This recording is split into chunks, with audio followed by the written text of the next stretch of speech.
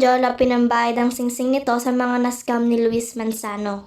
Ang actor-host na si Luis Manzano ang naging laman ng talakayan ni Christy Per Min sa latest episode ng Christy Per Minute itong February 15, 2023. Nilinaw nito ang naglalabasang issue hinggil sa paglabas ng warrant of arrest para kay Luis Manzano mula sa NBI. Kaya siya nag-issue na raw ng warrant of arrest ang NBI para dakipin si Luis Manzano. Mayroon pang isang sinugod sa bahay niya si Luis Manzano para dakipin. Pagbabahagi ni Christy.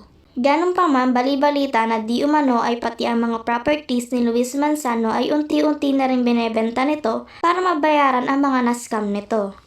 Kahit daw ang singsing ni Jessie ay naisangla para lang mabayaran ang mga taong hindi tumitigil hanggat hindi nila nababawi ang mga perang ininvest nila sa Flex Fuel.